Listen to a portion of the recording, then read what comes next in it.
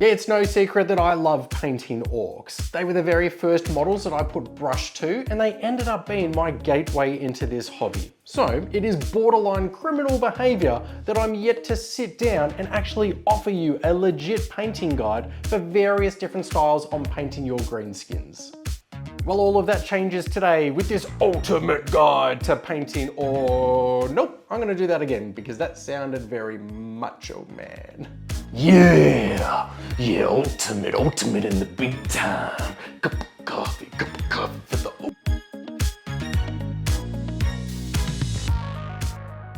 The channel is made up of various different painting series, and this one, the Ultimate Guide, is where I take a particular faction and then offer you several different ways of painting those models. It's a lot of effort to put together, but the theory is to offer you a one-step shop for some different ideas and inspiration for you to paint your models. Now there's going to be all different kinds of styles and techniques in here, but remember, you can apply these to any model that you want to paint. You'd like some comic book looking Tyranids? Great, take the style and apply it to them. Now I want comic book looking Tyranids. Anyway. Down the bottom will be chapters so that you can save this video in your mini painting playlist as a reference point, and then next time you come across, you can just jump to the point that you need. You get how this works, and we can always chat more along the way. So let's throw to Big Boss Gordon for the first introduction. The humies call this heavy metal, but there ain't no guitars, just lots of neat little lines and shiny bits. Still, it makes the lads stand out when they's crumping at arm's length. I'm already laughing. I'll see if I can burn out Gordon's voice box by the end of the video. So yes, I'll show you the end result at the beginning of the painting guide so that there are no surprises. You know what we're in for, and if I need, I'll stop and take some photos and point at things on the screen. Our model began with a white prime, and regulars to the channel will know how much that bothers me, because with a white prime, I need to paint every little millimeter of the model, otherwise we'll be left with these lazy bright patches. How I love me a black prime. Base coats have been going down, and you're right, there's nothing pretty or exciting about them. This is purely you and I just colouring in one of those paint by numbers sheets. The key with base coats like this is to thin your layers down a little and be prepared to paint 2 or 3 coats, letting each layer completely dry before moving on to the next. This will give your model a really smooth finish. See? Here's our skin base coat here, and it still takes up most of the surface area, so we want it to be nice and smooth. Today, I'm painting with the Army Painter War Paints Fanatic, and I'll pop the colours up here in the corner as I go, in case you want to colour match. I love these paints, but I also recommend that if you have a similar colour handy, try that first. With the base colours completed, I'm heading into the shadows. Anywhere that is recessed on the model, or where I'd like to have a defined shadow, I'm carefully painting these in. If you accidentally make a mistake, no stress. We have our previous colours there on the wet palette and can paint over it again in a minute. I frequently need to tidy up a model as I go. Also, get excited! I found that the base coating takes up most of my time when painting a model in this style, and now that we are into the interesting parts, we get to see our war-crazed orc come to life. So we started in the middle with base coats, then we went darker with shadows. Now I'm having us backflip and look at the highlights. Realistic and pretty painting will have smooth transitions in our gradient, meaning that from the dark shadows to the bright highlights will be an almost seamless blend, no sharp jumps from one colour to another. However, in this classic style, see how aggressive that jump is? They are these defined lines and they look quite cartoony, but the trade-off here is that when they are at an arm's length on our gaming table, they really stand out, and we can make out a lot of the detail still because of these harsh jumps in detail. I'm treating myself to a quick intermission to paint the rest of his face. Skin around the ears and lips I think should look a little more worn, and I want them to stand out and draw our attention, which is why I'm running with these skin tones for them. As in, human skin tones. He already has skin tones. You know what I mean. Great. The channel is getting shut down now because I wasn't sensitive enough to orcs.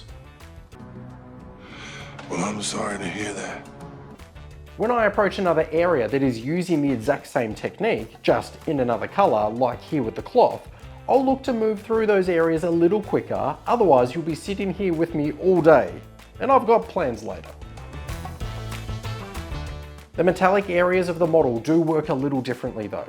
I didn't thin this base coat down because they can often react strangely, and instead of targeted shadows, I'm applying a wash across these whole sections. A wash is thinner and the liquid will perform most of the hard work for me and will run into those crevices and will automatically tint the sections. I've chosen a black wash, but if you want dirty looking metal, use a brown wash instead. Painting the pants, but pants are boring, so let's do the armor. Nice sharp brush and taking my time. I'm trying to keep my hands in the same place and I simply rotate the model until I can access where I want to paint. The first highlight layer goes on a little wider because this then gives me more room to come in with a brighter layer inside of the first. This is how I learnt to paint models, and if this style has you excited for orcs, well, I'm about to blow your mind because I have an obscene amount of them painted just like this. And I even made a showcase video where we zoom in on a bunch of them and also lay them out in thematic scenes, crushing a variety of enemies. Whoops, I thought the model was done. A final highlight of silver to those metallic areas, and now we can claim our first victory. Let's take a look at how our classic orc model has turned out.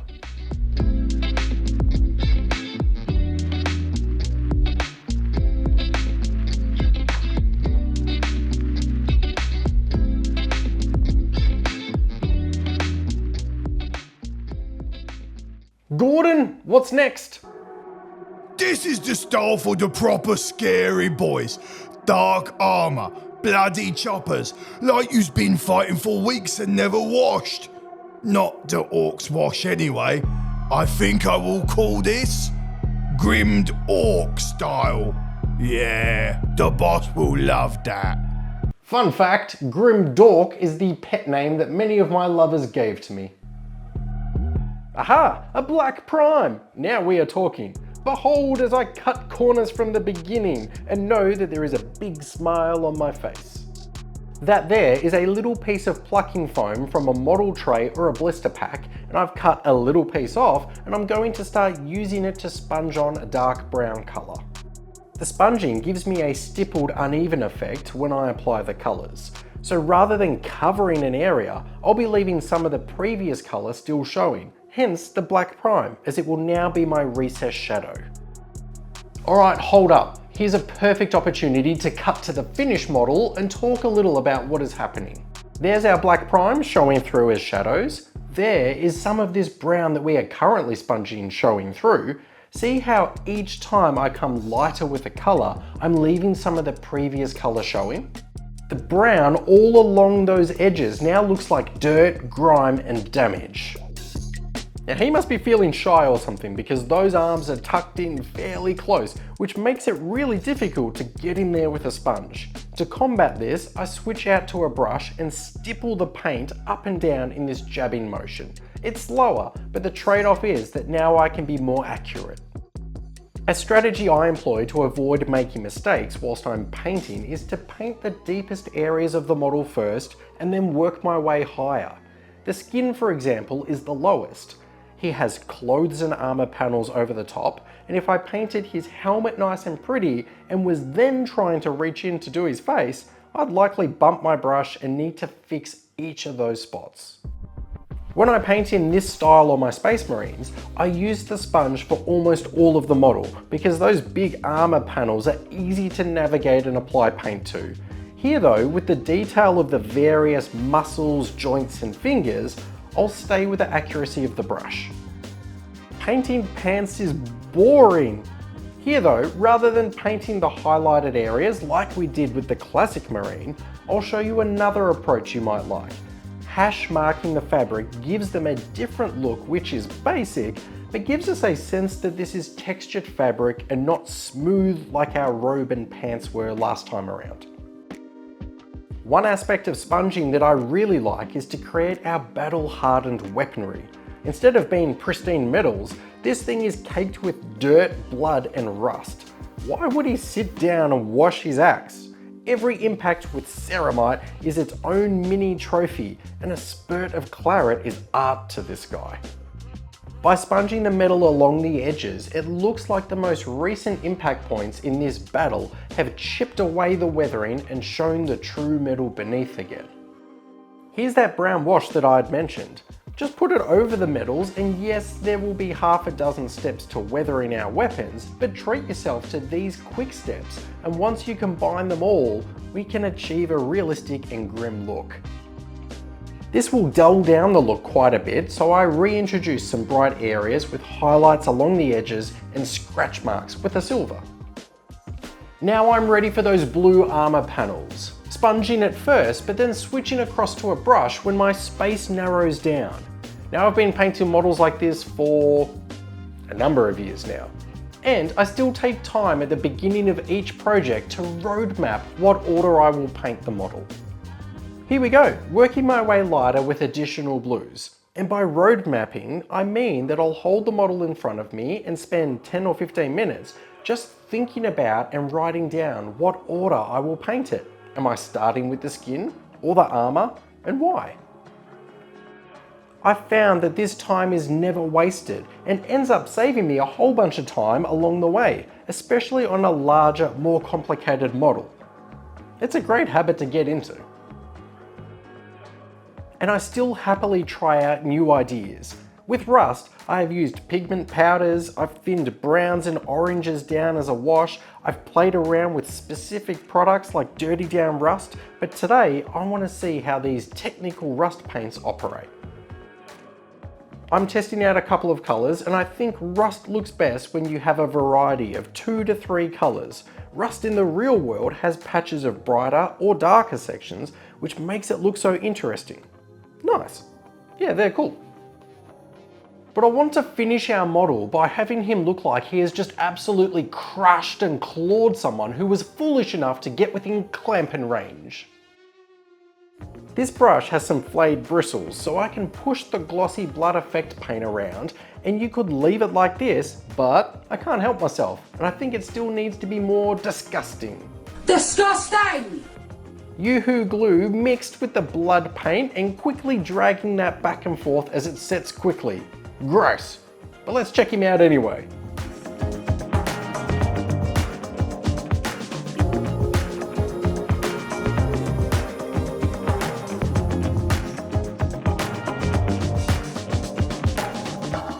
Now I've decided to treat myself to having no official channel sponsor today, and instead I'm going to take some brief intermissions to tell you a little about the channel itself and our wonderful community. Starting with all things Ork related, because there's a good chance that you're here today because you are a significant fan of the Crumpen. Yes, Orks are the first models that I painted and were the first army that I collected, so they're very precious to me. There's a lot of Ork content on the channel, and in fact, I should probably start making their own playlist. And that playlist would feature some of my favorites like the channel's second video where I convert an impulsor into a truck, kit bashing a big mech, Daniel Ricard Ork, which I still think is hilarious, an amazing diorama with MT Speedcrafts, the Dino Rider Stegodon, which is still probably my favorite video, the Deep Ork Galactic Battle Wagon, Gaz Lightyear, and of course my army showcase. Wow, okay, that's quite a lot of Ork content. You're welcome. But you know what is even more impressive?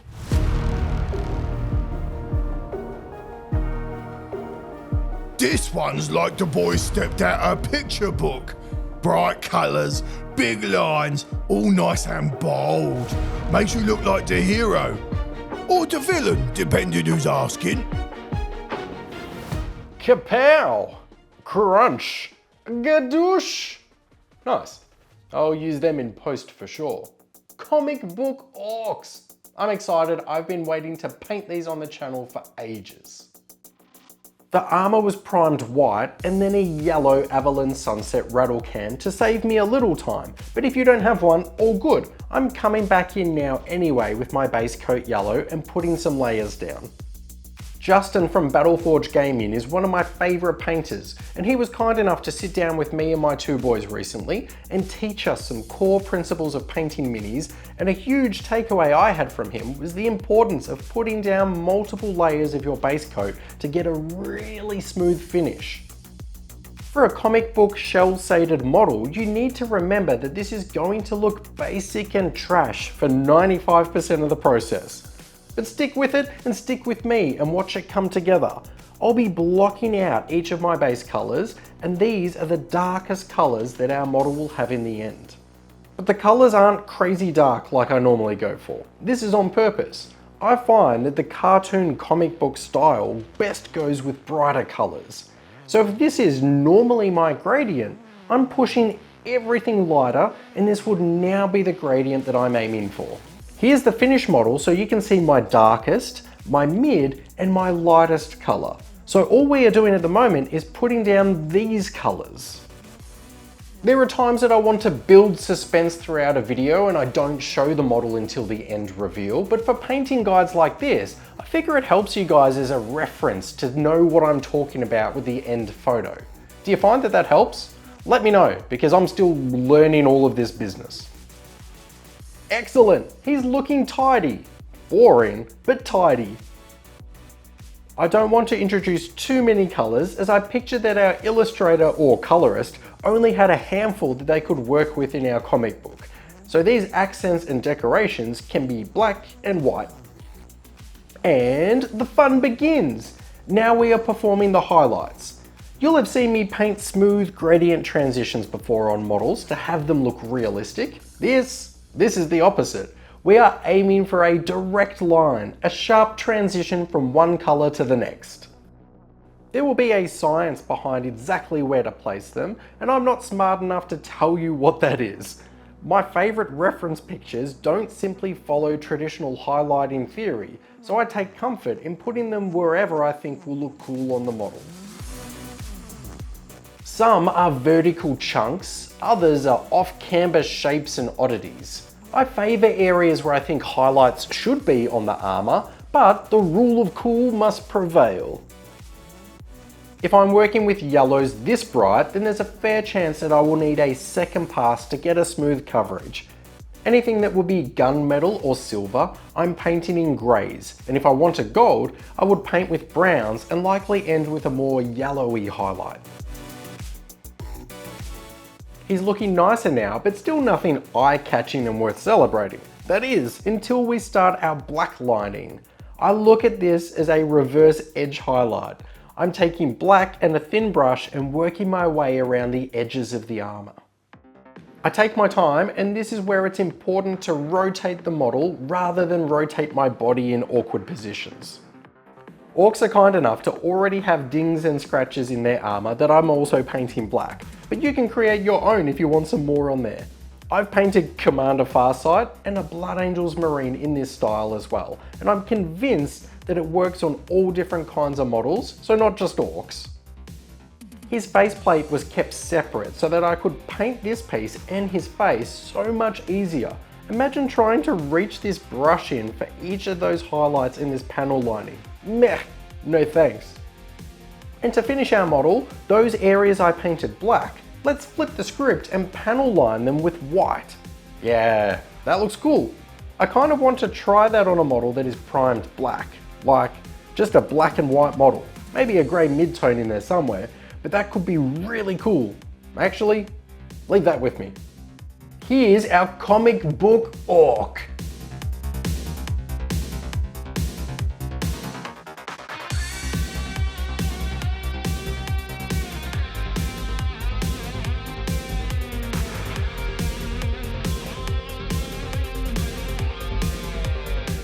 Some said we couldn't go brighter than comic book orcs. Yeah, fools! Oi, this one's proper flashy. Pink, blue, yellow armour like a squid carnival.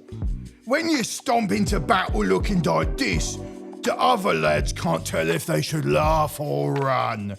And if they laugh, I'll crump them. I don't know what to call this style. Asharla in our Discord likes to paint her orcs in this vibrant style, and I want to draw inspiration from Emma Svensson, better known as Dyson Demons on Instagram, who has an iconic and award-winning approach to her orcs. I'm going to fire us through the first couple of base coats here because you've seen this process already in the video. Nothing bright and crazy yet, but note that any armor panels that I want to be exciting later, I'm leaving white for now. For the skin, I begin with the approach that we had in our classic Citadel method, from base to mid to highlight, but this time I'm taking it a step further and I'm creating 50-50 checkpoint colors to blend the layers a little nicer. So I take the base color and that mid highlight, I mix a drop each and then paint this in a new hybrid color along that join line on the model. This will only take you a few more minutes on your model, but where 3 layers will look cartoony, 5 layers in that same gradient range will look a bit smoother. Wait, where's our completed model? There. Bit smoother. For the clothing, I'll paint this basic hash marking instead of following the curves like I do with the skin. The clothing shouldn't steal the show, but it still takes up a lot of the model, so that's why I have standard colors, but a useful texture technique of painting them. The highlights for the clothing are still hash marks, but just focused around the raised areas that are catching the light.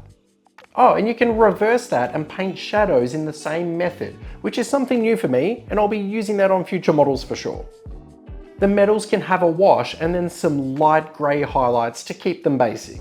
Everything here is setting up for the armor to be eye-catching, so I don't need it to be competing with the rest of the model. Here we go, pretty vibrant colors. If I wasn't painting an orc, I would sub one of these colors out with a green. But green armor with green skin I don't think will work, so blue, pink and yellow it is.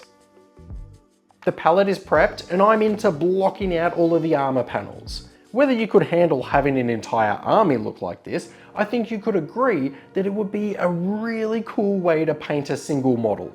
Maybe your partner isn't into Warhammer or mini painting, but if you paint up some cool looking wizard, a dinosaur or a cute elf or something in this style for them to sit on their desk at work, I think they'd love it. Highlights, and same as the clothing, I'm painting the hash marks. I want these highlights to be more striking than the clothing. So on reflection here, if I had my time again, I would make the highlights on the clothing even darker to force the armor ones to pop more. Is my model as nice as those pro painters like Emma? No, but that's okay. I'm having a heap of fun trying out new techniques and I encourage you to do the same. This week I'm playing around with 5 different styles of painting and guaranteed that I'll learn a bunch of new tools and tricks as a result. As I finish up these shadows, it must mean that the Asharla Mini is approaching completion. So let's build up the music volume and enjoy the reveal.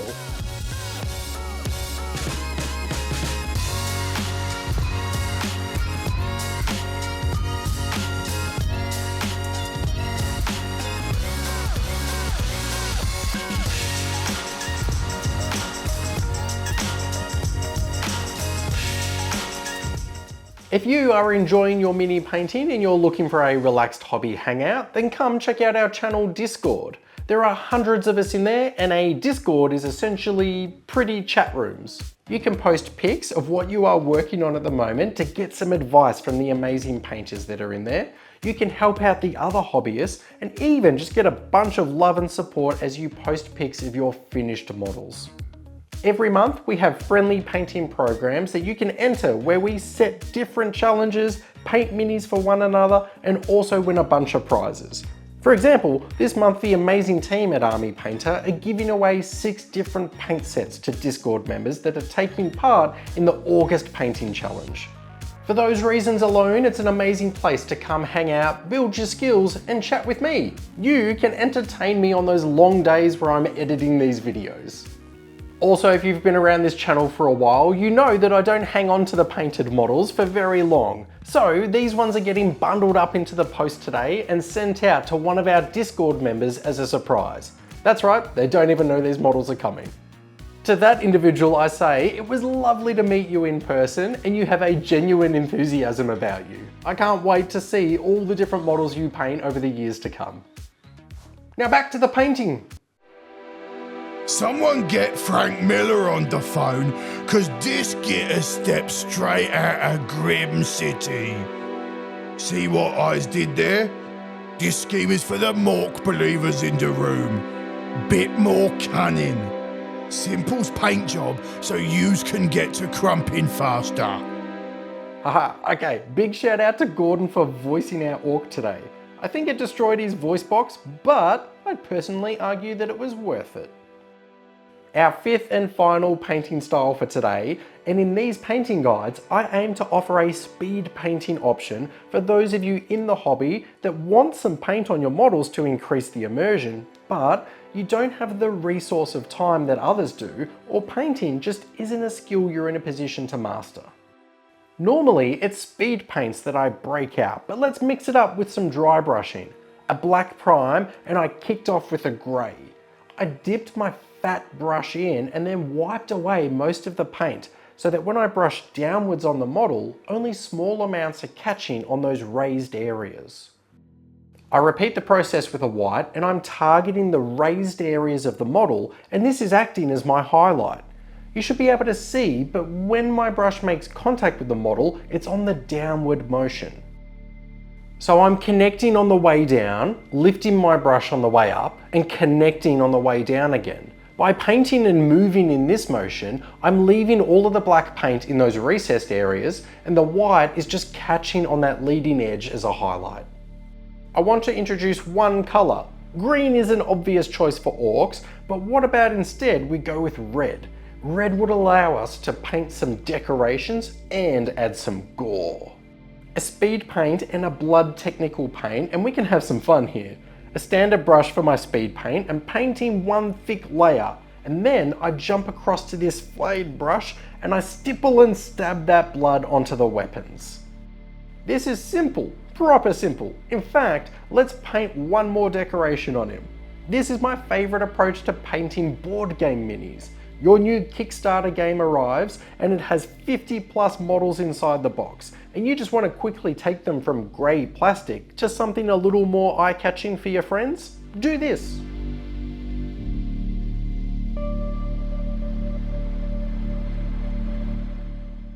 It was a big video and some big fun was had along the way. Now before you go, I've got a couple of things for you. I'm going to create more of these ultimate painting guides for the channel, and off the top of my head, I know that we've already covered Tyranids, Necrons, Death Guard, and a whole bunch of Space Marines. So let me know what it is that you'd like to see next. Is it Tau, Eldar, Imperial Guard, maybe some gold like Custodes, or is it something completely different? Let me know down below in the comments, and rest assured your time isn't wasted because I read and reply to every single comment. Speaking of wasting an important commodity, these amazing Patreon members are wasting their hard-earned dollar monies by supporting the channel financially.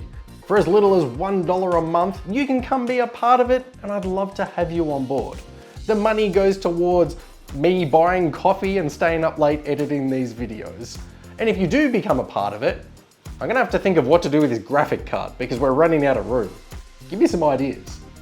Oh snap, almost forgot. We also have the Flashing Badger podcast, so if you are in the mood for more orc content and a whole bunch of laughs, we have a campaign there called Havoc Brigade, the Gordon hosts, and myself, Wegs and Fitz play as the bumbling orcs that are breaking into a human stronghold to steal the prince. You're gonna love it. Anyway, I've been Mike, you've been incredible for hanging out with me till the end of the video, but now, get out of here. I need to start working on the next video. Speaks of our man who saved the world with just a stroke of a brush. You may know him by name. He's the badger with a magical touch. Flashing badger, flashing badger. All right, flashing badger.